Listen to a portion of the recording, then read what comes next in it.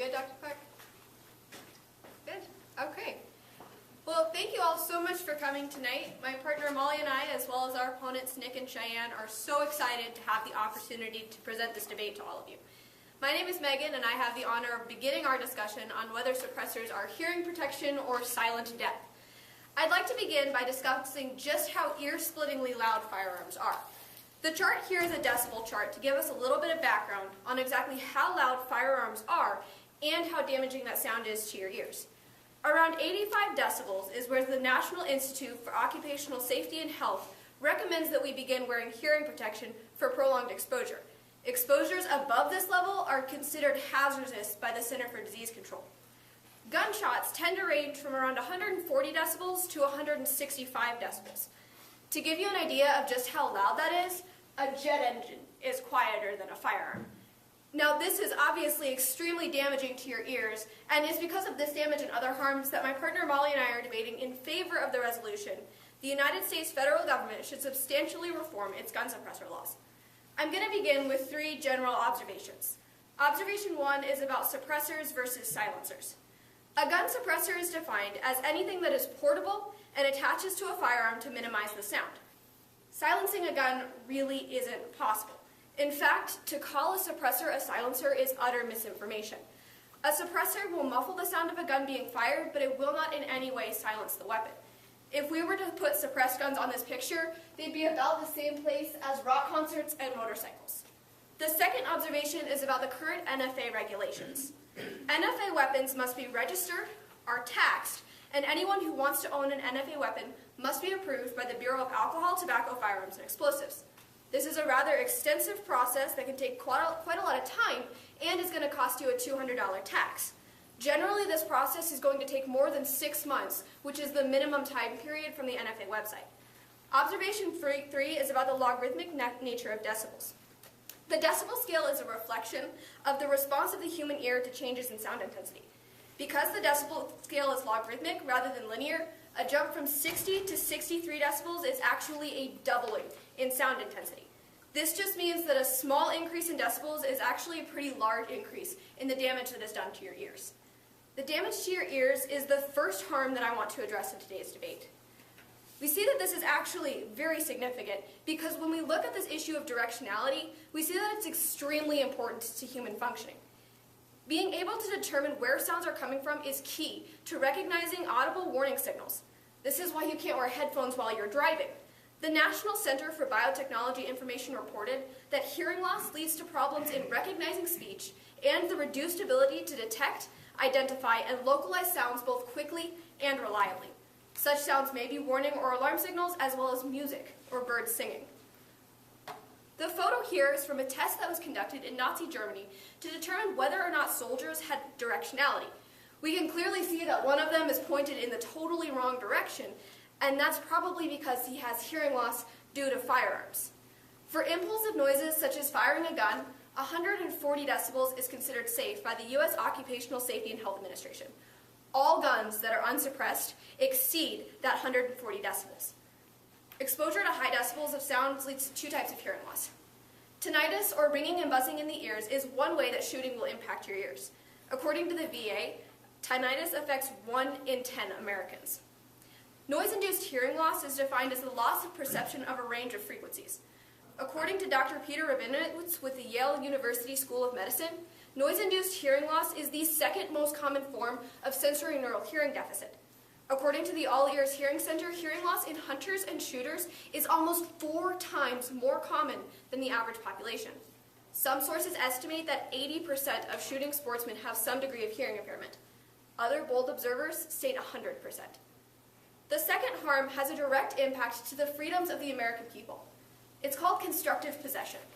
Lawyer Matthew J. Bergstrom defined constructive possession as a person knowingly having the potential for access or control of NFA firearms outside of the supervision of the registered owner of those arms. Some examples of dangerous situations that he gives are your daughter driving away with your range bag in the trunk, your wife having the combination to your gun safe, your brother borrowing your suppressor, or you sharing a hunting camp with a friend.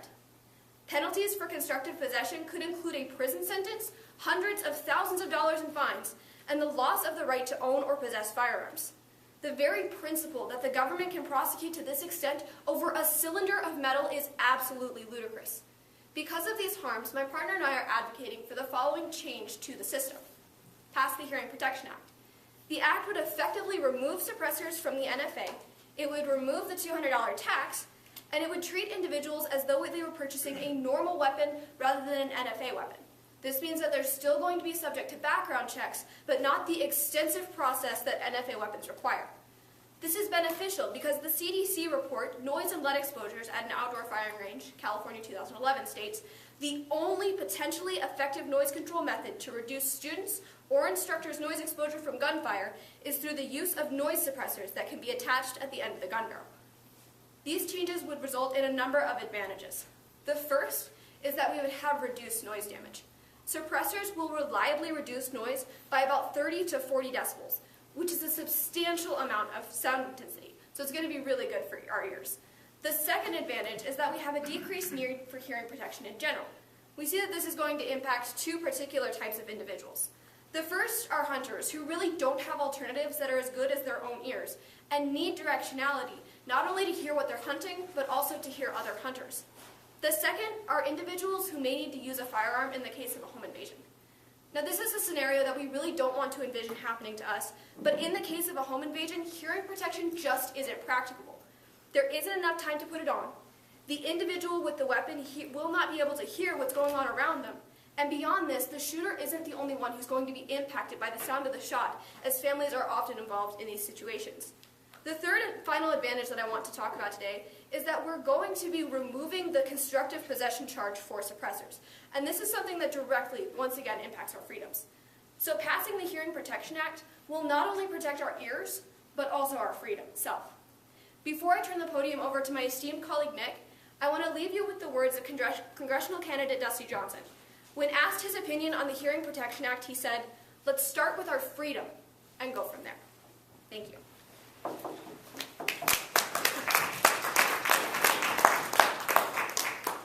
We'll now be moving on to our first negative speaker, Nick Monty.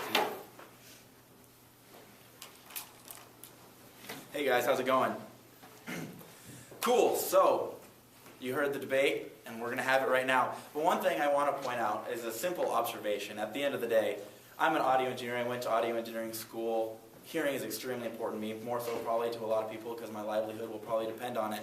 But at the end of the day, we're not talking about whether or not hearing is so important as opposed to other people's lives. We're comparing people's lives by passing this act that the affirmative wants to pass versus hearing protection. And this is something that is simply not comparable. So let's move into their case a little bit. We heard a little bit in their observations about suppressors versus silencers, and something I want to point out that a lot of us say silencers all the time. I might say silencers, anybody else up here might say silencers. It could happen, but we mean suppressors, and that's just going to be a little slip up. Observation 2 that they brought to attention was that the NFA regulation, and really they painted this bleak picture of how hard it is to get a silencer, but what they didn't let you know is that anybody can get a silencer right now. It'll just take 6 to 8 months. So if you're really worried about protecting your family or your hearing loss if somebody burglarizes your home, you can still get a suppressor right now. The NFA regulations are not prohibiting anybody from getting a suppressor. It just takes a little bit of time. So this tax and this registration period are not that big of a deal. Observation 3 was that of decibels, and this will come into becoming very important into my case a little later on, but just take note that the difference between 60 and 63 decibels is double in volume. So when these suppressors are reducing the volume by 30 decibels up there in the 160 decibel range, this is a substantial decrease, and I will prove to you that the volume from firearms is actually a safety feature that comes with the firearm itself. Moving into the affirmative's case, their first harm was basically that it hurts hearing, which is bad. Yes, I agree, it hurts hearing, and that is bad. She brought up things such as they can't recognize warnings or speaking or directionality, and this is all true, but what she didn't say is that people aren't utilizing the hearing protection that is out there now. A statistic that I got from the National Institute on Deafness and and other communication disorders, only 38% of target shooters are wearing hearing protection, such as earmuffs and such as the 99-cent earbuds you can get at Walmart. And 95% of hunters aren't wearing these. Now, there's arguments to be said that they're doing this so that they can hear the footsteps of a deer, or so that they can hunt more effectively. But what we're seeing is that, yes, they're losing their hearing, but they're not taking the steps to do what they can to protect their hearing now. So why should we pass this act that makes these silencers or these suppressors easier to get for other people? Their second harm was that of constructive possession. And essentially what happens with this constructive possession, as the affirmative pointed out, is I have a suppressor.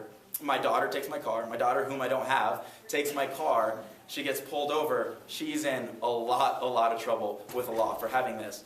But it's as simple as calling a lawyer, having him draft a legal document for about $200 called a gun trust, where simply you put as many names on as you want on it, your family, your friends, anybody that could potentially have your suppressor at any time, and then all of a sudden that harm is completely gone. And it's something that's completely avoidable and not that big of a deal.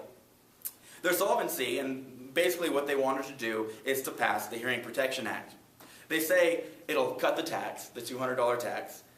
It'll streamline registration, and that's basically what it'll do. And it'll basically help so people can get suppressors easier and they won't hurt their hearing.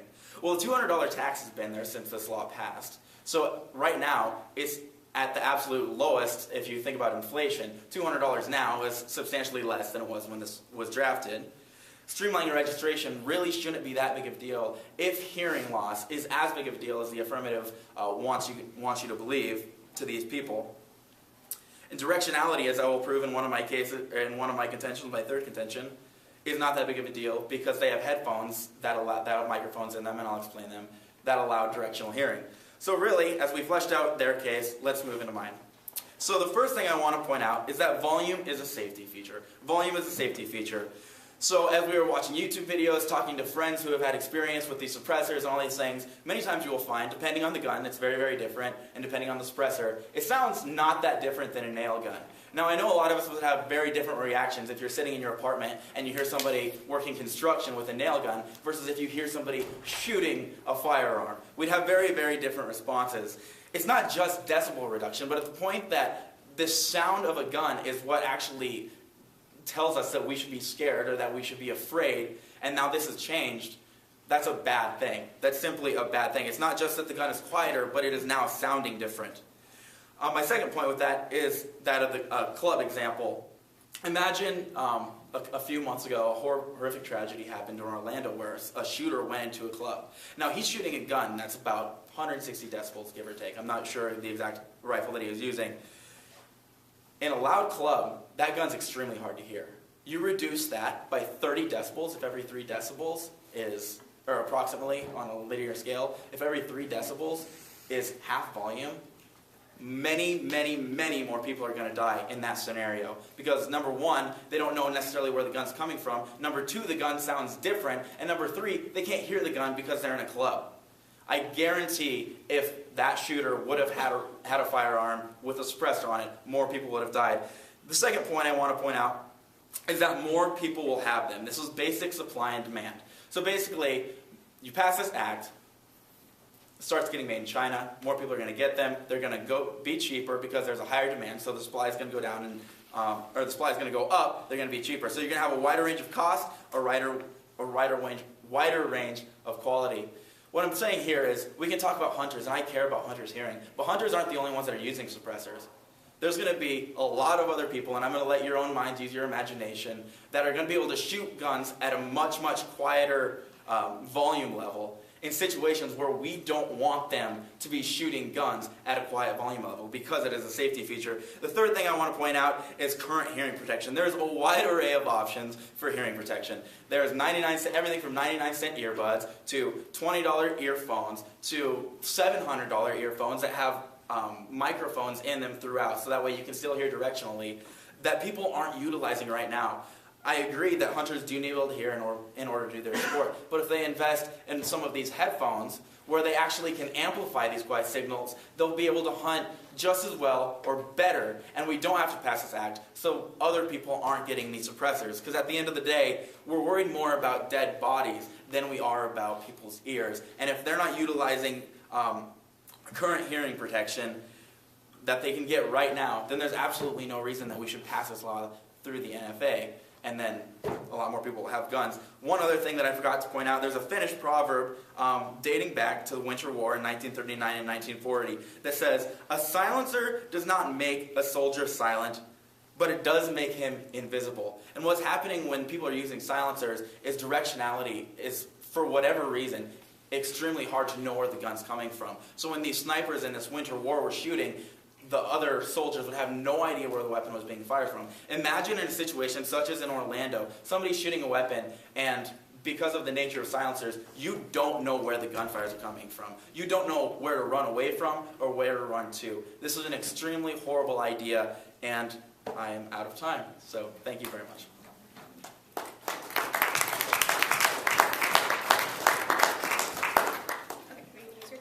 We'll now have a 3-minute cross-examination period between the first two speakers. We hope it's 3 minutes. It'll be 3 minutes. All right, let's do it. Okay, so let's go ahead and start off in your response to the first harm. Are you aware that 1/3 of all registered suppressors in the United States were registered between the years of 2014 and 2016? I am aware of that. Okay, go ahead. Okay. Are you aware that do you agree that people aren't utilizing the current hearing protection that's available to them today? The ones that were in the study you presented were not wearing hearing protection, yes. All right, 95% of hunters, right? Sure. Moving down to the second harm about constructive possession, your response was about gun trusts. Would you agree that gun trusts generally cost between $200 and $300 for a good trust? Yeah, but how much does a rifle usually cost? A fair amount of money. Right, so do you think that it's really that big of a deal for $200 so that way you're... Absolutely. When we're adding another $200 or $300 charge to an already $200 tax to an already $800 to $1,500 suppressor, that money is really going to add up substantially. Is it more important than people's safety, though? Actually, let's go ahead and get into that. Basically, on the harms that you were bringing up from passing this plan, your big issue was with criminals getting suppressors, correct? Sure. Okay. How easy is it to make a suppressor? Apparently on YouTube you can watch and learn. They say it's easy, but I don't really buy it. You don't really buy it? Okay. I don't believe that I could get on YouTube right now and make a suppressor for a weapon that's effective, no.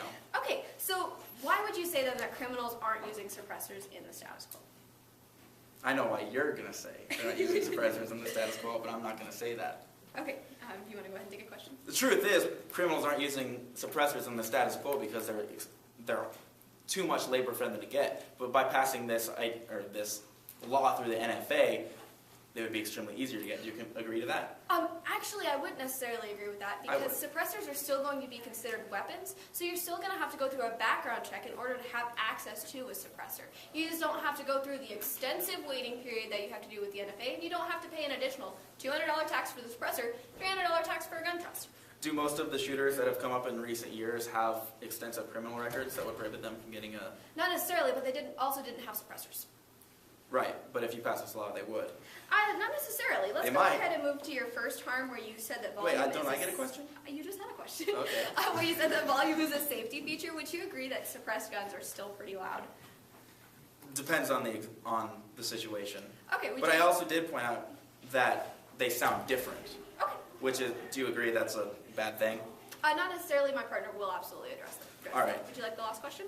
Yes, I would definitely like the last question. I was going to ask it, but then you stepped on my toes. We know each other.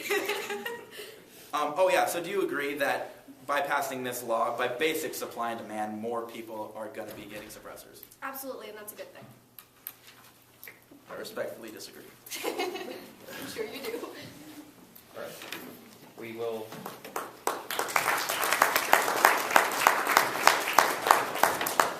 We will move on to our second affirmative speaker, Molly Gracer.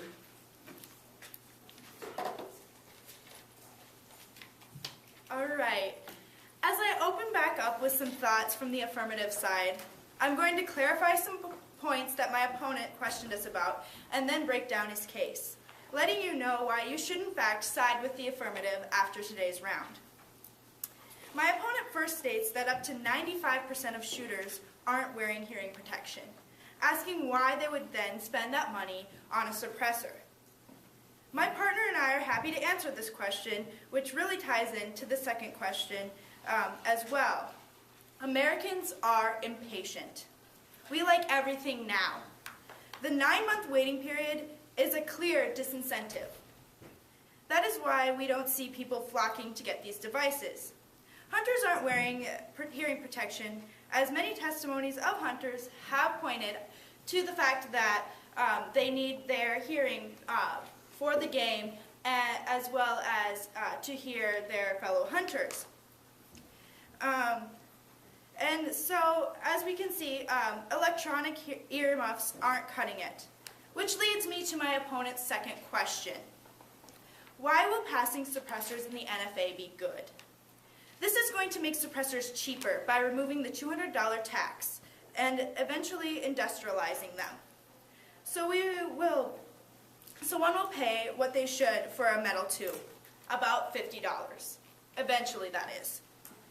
The 9-month plus wait period will be removed, and people will be able to walk out of the store with them the same day, after passing a federal background check, of course. And finally, it will take away the stigma there is behind owning an item of the NFA, as it will no longer be a part. All of this leading to easier, accessible hearing protection, which is what my partner and I are advocating for today. Which leads me into my opponent's case. My opponent first states that the sound of firearm is a safety feature, pointing out that suppressors may mask the sound of the firearm itself, putting others in danger as they may not recognize the sound of gunfire. Today, I can assure you this is untrue, as I have spoken with one of my friends on this topic. My friend Christian from Gregory, South Dakota, owns 2 suppressors. He said that, which of course, may I add, took him 9 months to get each one, with the $200 tax added on to each individual gun. And so, I need to add his quote. He says that it will still sound like a gun, that there's no way around the physics of gunfire. In addition to that, some people's testimonies suggest that people don't always recognize unsuppressed gunfire as gunfire itself. So how can we say that the suppressor is going to cause a problem that maybe we are already seeing with gunfire? You hear different stories of people saying, well, they thought it was a car backfiring and things of that nature. So we really can't push this issue to suppressors when in fact it can be a lot of different factors that really go into that. So my opponent also talks about the decibels that are given off in this so-called safety feature. Today, I would like to draw your attention to other safety features and where they fall on this decibel scale. At 100 feet, a tornado siren is putting off about 135 decibels of sound, and a school fire alarm is sending out about 85 decibels. If this is enough warning for events that can certainly put people at risk, 120 decibels put off by a suppressed firearm is certainly enough. And at the point that my opponent advocates that millions of people should suffer from immediate hearing damage from an unsuppressed weapon that reaches over 140 decibels, they simply aren't advocating for a safety feature any longer. The third point my opponent brings up within this topic is that taking suppressors away from the NFA may increase the use of these among criminals. And to that, I would like to point out why we aren't going to see that in the status quo. So, besides the NFA's regulations, we have an 1986-1988 law that was created So essentially, if you're using a suppressed weapon in a crime, you're going to get an automatic 30 years, whether you're holding up a bank or you're shooting people, whatever you're doing. So whatever you're doing, it's going to be an automatic 30 years. And may I add and reiterate that this is aside from the NFA. So this is obviously something that's going to disincentivize people from using this in crime, and that is something that will stay when this weapon is taken out of the NFA. So this is a major disincentive that will continue to defer 99% of crimes from using them, though there's not the same incentive instilled in a mass shooter, as they normally don't consider or care about the long-term effects of their actions. Though we do only see this in about 1% of crimes committed today. So this is a very small amount of crimes. This is not huge, though it is something that we can still be aware of. So the second point my opponent makes is similar to the last point I addressed, stating that suppressors will be more easily obtained. My partner and I completely agree with this statement. We also say that if suppressors are obtained more easily, that is good, and it leads to more hearing being saved. And this is, and as my partner has previously addressed, hearing is valuable for many reasons, including itself being a safety feature. Finally, my opponent claims that we already have adequate hearing protection in the status quo. I would have agreed, until I found this claim made by the CDC, a very credible source. It states, the only potentially effective noise control method to reduce students' or instructors' noise exposure from gunfire is through the use of noise suppressors that can be attached to the end of the gun barrel. This reading really spoke for itself and has changed my mind. And I would hope that it has changed yours too. And with that, I just want to thank you for coming and listening to my side of the case again. Thank you.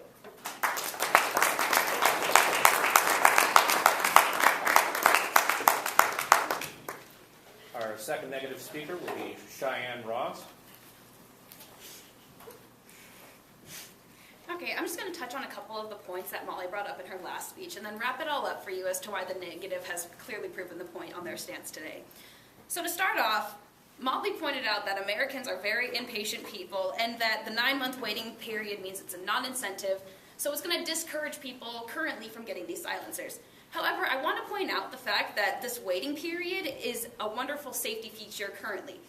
For example, if anyone were in distress or disarray and they decided that in a moment of passion and heat they wanted to go out and commit this crime, they got mad, they got frustrated, pissed off, you know, they're going to go out and by their laws they will be able, no criminal record, to pick up the silencer or pick up the suppressor and utilize it right then and there that very day. The reason I point this is that the 6-month cooling period, they go in, they put in the application, they say, I want this suppressor, I'm going to commit this crime, I am dedicated to this. A month goes by, 2 months go by, you know, they're still kind of, yeah, they're pissed off, they're ready to do this, but by the time month 6 comes around, they maybe have cooled off, and they realize that this isn't something that they want to go through with anymore. It allows thinking time, it allows processing time, it allows this cooling off period that you wouldn't have with the law that they are implementing. The next thing that got brought up was that the hunters need their hearing. They need it, but Nick brought up the electronic earmuffs. And the thing that is so great about these electronic earmuffs is that they don't suppress the hearing that they already have. They come with microphones in them to some of them amplify the noises that you have, so you're not losing your hearing. In some cases, you can even gain hearing from it. The next thing that gets brought up is that you know, Molly brings up her friend that's in Gregory that says a suppressed weapon still sounds like a regular gun. And I have to disagree with this. With some of the videos that I looked up, some of the research that I did into this, I saw a video of a man firing off a gun unsuppressed, and then the same man firing off the gun moments later with a suppressor on it, and they sounded completely different. With the suppressor on it, it almost sounded like a nail gun, as Nick had pointed out too. And then Molly brought up that people oftentimes don't even recognize gunfire in the situation that they're put in. And she says, that she didn't give a specific example of people who would recognize it and people who don't. So I guess the next thing that I have to bring up is, have these people ever experienced gunfire in real life? Have they ever been to a shooting range? Have they ever been out hunting? Have they ever had any experience with it? If you've had experience with it, then you can definitely know the difference between what a weapon sounds like versus what a suppressed weapon sounds like. The next thing that gets brought up, she brings up these safety features and their noises. The tornado drill that makes the sound of 135 decibels, the fire alarms which bring off 85 decibels, and that the gun is enough being suppressed at 120 decibels. The thing that I want to point out is, as Megan brought up in her very first speech with that chart that you had up, is Megan said that 80 is the limit before when your hearing starts to be damaged, if I am recollecting that correctly. So if we're looking at a fire alarm going off at 85 decibels, these students that are in the hallways are facing these sirens head on for prolonged periods of time, as long as it takes you to get out of the building. So even these fire alarms that Molly brings up as a safety precaution are, in a sense, damaging, and that shouldn't be anywhere near without the hearing protection. The next thing that gets brought up is the 1986 law, and how if you utilize a suppressor in any way to perform a crime, then automatically you are faced with these charges and you're going to jail for 10 years.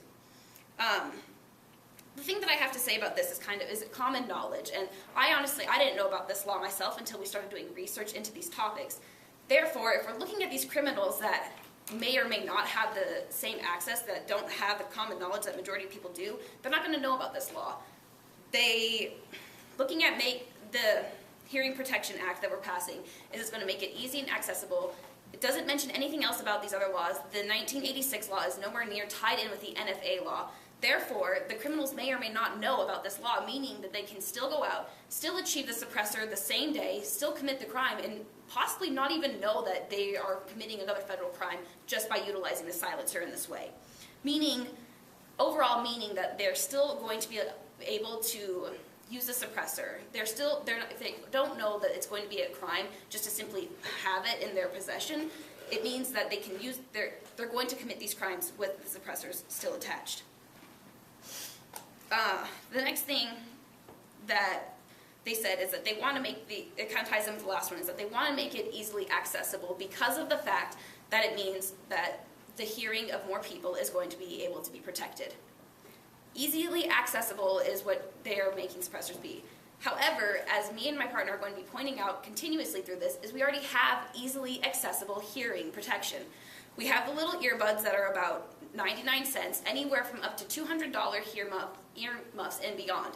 The fact that even when they bring it down and they enact this act, what we're going to be seeing is that the suppressors are going to end up being around $50, but we already have headphones that are at or below that level for money. So if it's a money situation, there's still no argument there because of the fact that we already have easily accessible hearing protection for easily cheap. The last thing that got brought up was the report from the CDC of the only effective protection is in suppressors. And I definitely have to agree with this, considering it's only one report that she gave us. It doesn't say multiple reports of the CDC have shown. It was one report. And if this means that if it was the only effective protection, then I'm fairly certain we would see more reports on this. We'd see more studies done on this, and they wouldn't be giving out free hearing protection at the firing ranges when you go, if the only adequate protection is with a suppressor. I'm going to go ahead and kind of touch on some of the things that Nick said and really kind of solidify our case with this last couple of minutes that I have. So just to clarify everything, 38% of the people that we have are not wearing their hearing protection. 95% of hunters are not wearing their hearing protection. And the only thing that can be really tied into this is that they simply just don't know that the hearing protection is so important. And what I mean to say with this is basically just because majority of people think, if you do something enough times, you're going to adapt to it. You're going to be able to withstand. It'll be no big deal because you'll adapt. But with the hearing loss, that's not the case, is you lose that hearing and you don't get it back. So But we're really pushing for this is that we need to educate people of the options that they already have. We don't need to go and pass a new law completely because we already have things that are sound and stable and that are working. The hearing protection that we have is effective. It is going to still be cheaper than the plan that they are proposing. And overall, that's what we're looking at that's what we're looking at in total is this protection and that the fact and that we don't need to pass this law. Thank you.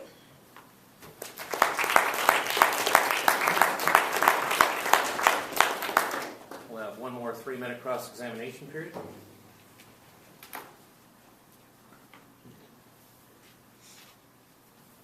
First question? Sure. Go for it. Okay. Are guns that can be obtained in the same day not the problem? You talk about this criminals being able to go in the heat of the moment and grab this suppressor, but guns can already be obtained by this way, and I just want you to clarify that for me. Yeah, definitely. What I'm saying with this is that basically, if you can easily obtain a suppressor, you won't be able to get caught, or you won't be able to get caught as quickly as if you were to just go and purchase a gun and automatically you turn around and use that. So what more damage can this, I guess aluminum can is what I'm going to reference it as, cause today?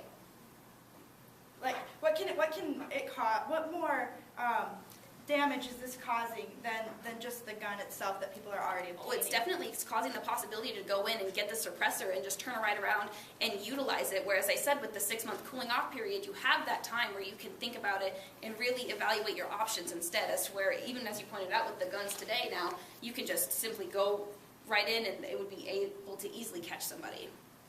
I guess I'm going to take a turn now. So I guess I want you to kind of elaborate, if you wouldn't mind, on the safety features that we have, such as the tornado drills and the fire alarms, and why they're so high on the decibel scale, but they're still allotted without us to have hearing protection in schools. So what we're seeing is that I guess these items are really high on the decibel scale, but yet people are hearing them without having this immediate damage that we're having without it, that we see with a firearm without a suppressor on it. And so really what we're saying by this is that these items are as far up as you can have without having immediate damage, and that's what a suppressed firearm kind of falls into that same category. And so essentially, why are we advocating to have something that's going to cause you immediate hearing damage when these items are I guess, as people are hearing them, they are safe at this decibel level, so why can't we bring gunfire down to that same level? Okay, and then I guess the last question that I have was, is that CDC report the only report that they have stating that only effective protection is suppressors? In my research, that's what I have found. So I just want to wrap up with a last question for you. So why are some people so passionate about suppressors if they are uneducated about hearing loss? I'm afraid we are out of time for that question. What was the question?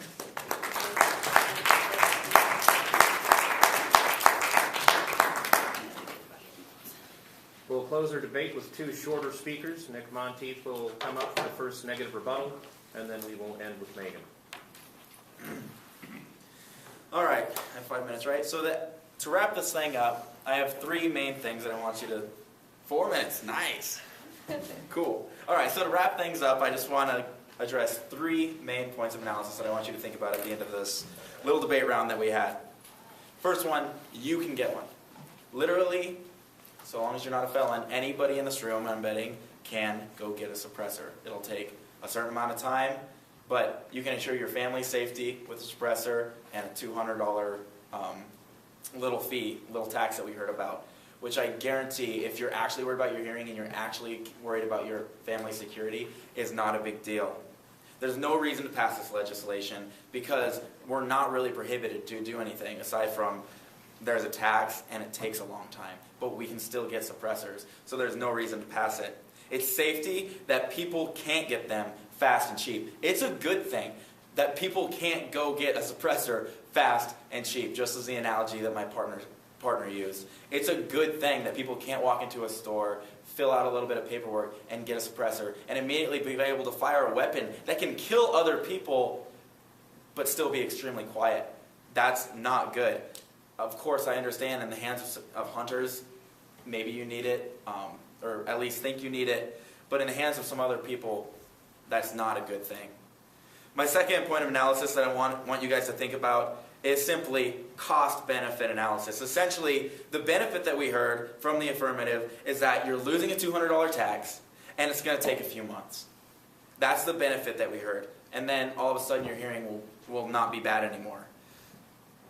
Criminals and killers, and people that mean to kill others, will be able to get this. If we're looking at this from cost-benefit analysis, hearing does not have to be sacrificed because, as we've shown, you can get hearing protection for cheap or more expensive if you're really, really worried about not being able to hear.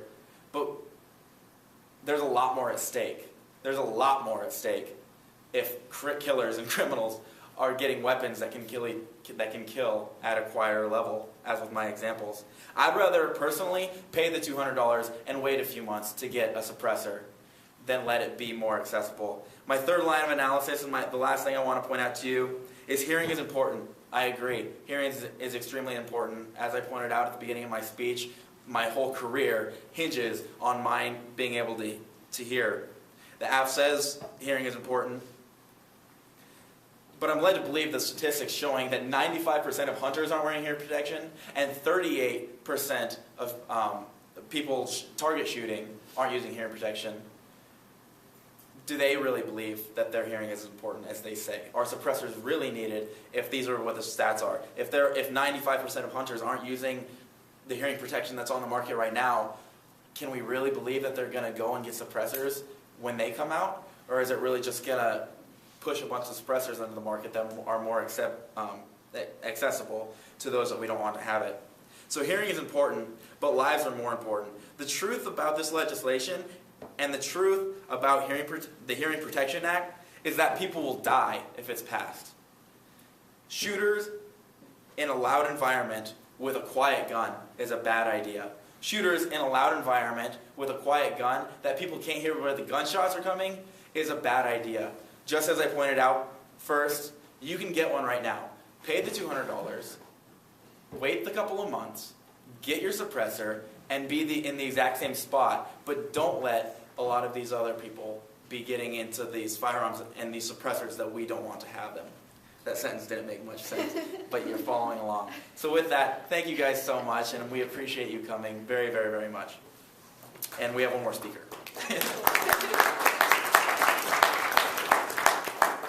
And we'll have Megan for the final term of speech. Well, I'm so glad I get to talk because that sounded really good and I almost agree with Nick, but I'm going to give you some really big reasons why you shouldn't agree with Nick. He called them main points, I'm going to call them key issues, same difference, just the three really big lines of analysis that we've seen in today's debate. The first one that I want to start off with is hearing damage and volume. This is a really big debate that we've seen. There are a couple of points that I really want you to remember. The first is that what we're doing with suppressors is we are normalizing them. We're making it so that people have access to this kind of hearing protection that the CDC says is the only way for us to actually protect our ears. Second, we see that people really do want suppressors. We look back to the first cross-examination where I talked to my opponent about how 1/3 of the suppressors that have been registered in the United States has been within the past 3 years. That's a significant amount. That's a significant jump in people who are purchasing these weapons, and it shows us that they want them. Next, we see how in the status quo we don't have good hearing protection.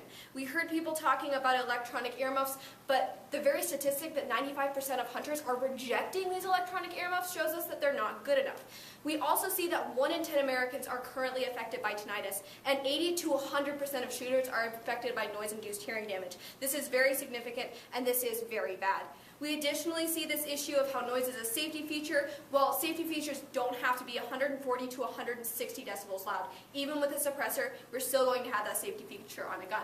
The second key issue has been about this idea of criminal use, and I really want to spend some time here because it's really significant, because this is the entire leg of my opponent's case. We don't want these out of the NFA because we don't want criminals to get them.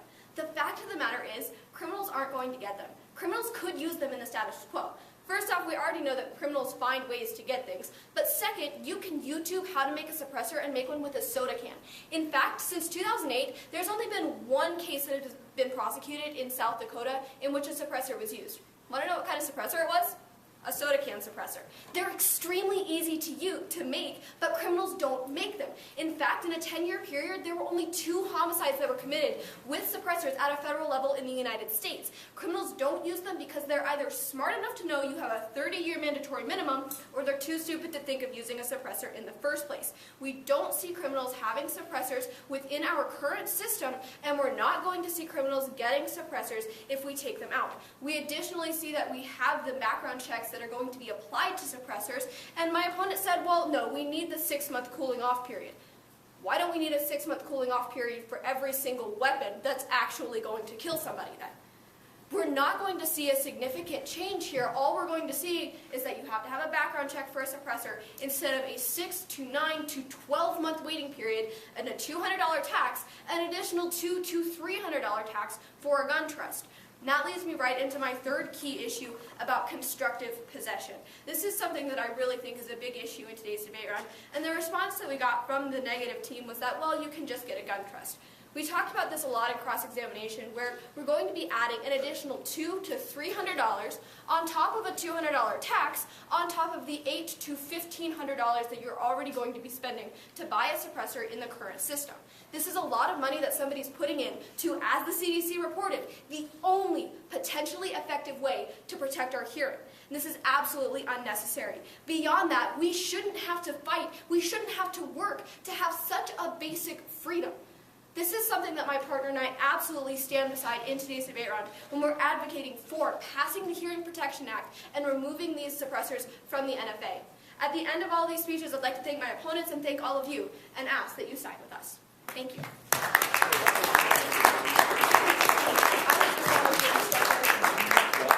Responding to the second negative constructor. Okay, at this time, if anyone has any questions, we'll open it up to the audience. I do have a microphone. You need to hold this pretty close to your face. Does anyone have a comment or a question for our debaters?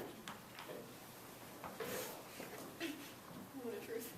I may not need that. I've been told I'm pretty loud mouth anyway. I think that was possibly run the debate. Just a couple of administrative points for all of you. First off, I think you can slow your speech down a little bit. That'll help you to think a little bit more before making statements. And the second one, all important to this debate, none of the 4 of you mentioned anything about NFA other than saying the 3 letters. Does anybody up there know that it stands for the National Firearms Act of 1934? Okay. Thank you very much. Thank you.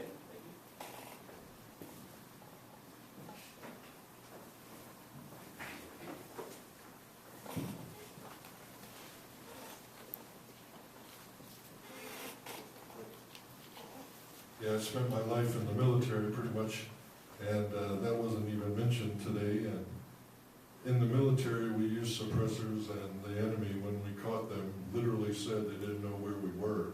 So these were good things.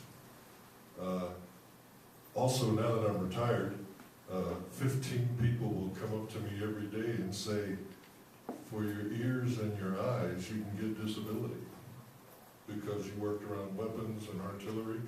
And anything we can do to stop hearing loss is a good thing. Thank you. Other comments, questions?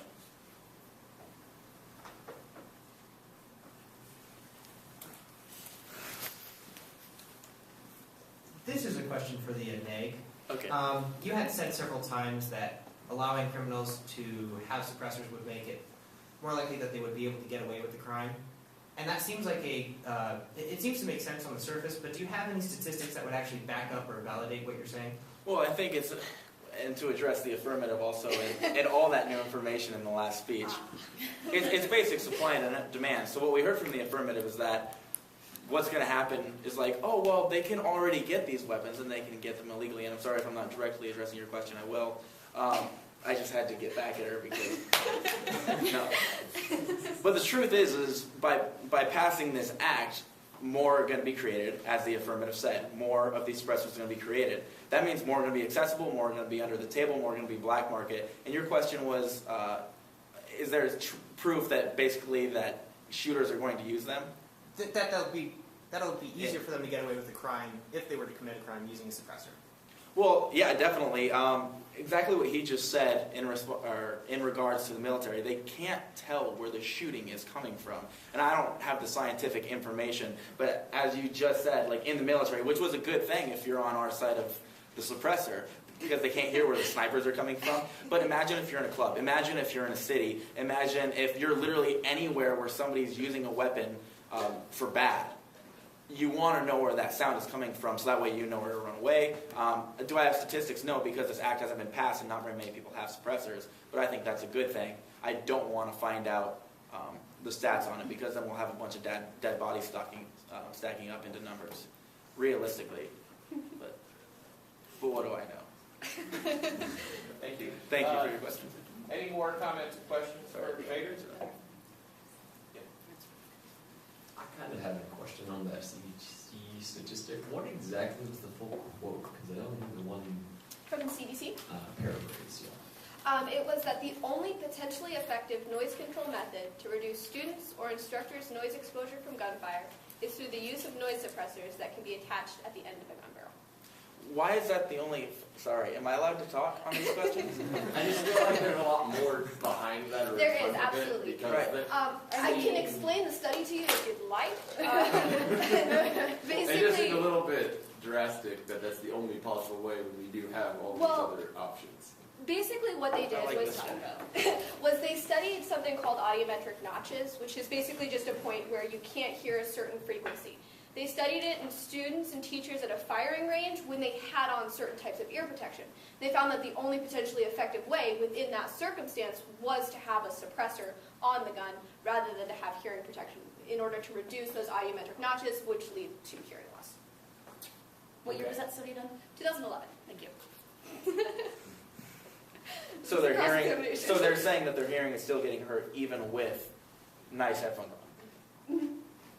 Really? Yeah. Oh, okay. That was 6 years ago. It's a 2011 study that was done at a California gun range, and they were testing for noise and lead. And I think if you've ever worn earmuffs, you know if you can get a bad seal, sometimes you can have sound come in. Or if you have a phone ear plug, if you don't get a good seal there, you can have something sneak in. So the only way to ensure it would be to quiet the initial sound. If you're smart, what people will do is they'll put in the earplugs and then put a muff on top of it, and that gives you an extra 10 decibels of protection. And I think it would probably help get around that. But it is an interesting conclusion, in part because it is so drastic. Right. But I think it was appropriate in the negative to push back and say, do you have any more evidence? Just because it does seem to be a curiously strong statement. So I think that's an interesting question and a good observation. Any more comments, questions for debaters? Well, I've got one comment in that. Hearing, to my understanding, hearing loss is more than just sound. It's also the vibration and the concussion. Just like traumatic brain injury, it's not just the explosion that a soldier would be exposed to, but it's the sound concussion that damages that person. So the same is true for gunfire. So if you suppress some of that concussion versus trying to exclude it, you are protecting that person better. That's my understanding of this situation. However, I'd also like to ask a question. Now, this is not good enough for me to hear that, well, there's no studies and I don't want to see dead bodies to prove it one way or the other. There's got to be some valid way of finding out whether people who commit crimes, quote, silently or with a silencer are more effective or not. I guess I really question that as soon as you have a silencer, you're gonna sneak out the door after you shoot somebody. There are too many other factors that would be utilized in stopping somebody committing a crime or catching them afterwards and convicting them of that crime versus just hearing it. I mean, there are pluses and minuses, but the value of that sound diminishes rapidly when you're just reducing a level of sound. It's not 100% reduction anyway, so people will be heard to a degree when they shoot a gun. It's not like you see in the movies where it's just poof, and they walk out the door. So I guess I would like to see some sort of evidence that backs up that statement, other than the blanket negative of saying, well, I don't want to see dead bodies that prove it. That doesn't do it for me. Thanks. Or am I allowed to respond? Well, yeah, no, we love, trust me, as a negative, we love the statistics, but the truth is suppressors are not very widely used in the market. There's about 800,000 suppressors, if I remember correctly, that are being used in America by gun owners, and if you do the math, that's about, I think, like 0.03% of gun owners have a suppressor. So it's a hard stat to form because there's not very many suppressors on the market in the U.S., so really, criminals don't have them yet. So as far as the negative goes, what would happen is simple supply and demand. As soon as they start getting made in China and imported here, then there's going to be a crap ton more of suppressors, and that's... Is that a technical figure? A crap ton it's about a ton, but with a little bit of crap on it. So it's about 1,010 pounds. It's horse crap, I don't know. Anyway, so, yes. If I might add on to that, I think a lot of what Nick was saying in his speech too was not necessarily that criminals have or would be able to get away with crimes more, but if you had a mass shooter in a situation like a nightclub, with that gun already being hard to hear because of the sound in that area, suppressing it even further would just make it easier to kill more people. And I think that was a lot of the analysis that the negative did on that point, was that, yeah, we don't have the statistic, but it's going to make it easier, or it's going to make it harder to recognize when gunfire is taking place in the case of a mass shooting. I think that was generally what you guys were going for. Yeah, thank you. Sorry. One thing the affirmative might have pointed out was that if they were firing a high-powered assault weapon, you'd still have a supersonic crack from the bullet that would be reliably about 120 decibels. And unless it's a subsonic rifle. But then it's not If you had somebody loaded up with 45 ACP with a suppressor, then you could plausibly get it down to a level where you wouldn't hear it. But it seems for these mass shooting events, they're using guns that are reliably supersonic. The AR-15 is supersonic, and then the 9mm handguns that get used for these mass killings are reliably supersonic weapons. Did we have a question here? Let's go ahead and get one more question. Just want to comment on the note of hunting and game and headphones and suppressors. I recently learned in one of my classes here at BHSU that through the CDC, the only type of headphones, earbuds, anything like that that don't cause damage to your ears, including microphones that help enhance the hearing, the only thing that doesn't cause damage is studio version sound canceling headphones. So headphones like yours still do cause damage to the ears. So that's probably why people wouldn't recommend things like that compared to a suppressor. Thank you. Would we be able to get more information about that source from you? Because I'd be interested in finding that. So you said you learned that in the class? Yeah, he had it because he had it about It's from the CDC though. Okay. The only kind of headphones you're supposed to wear are studio grade. Okay. In that case, that might explain your 2011 statistic then. That might explain why that's so strongly stated. But it doesn't negate the fact that people aren't wearing them. That is Because a good they point. would help. 95% of hunters aren't. All right. Well, if we can have a round of applause for our speakers.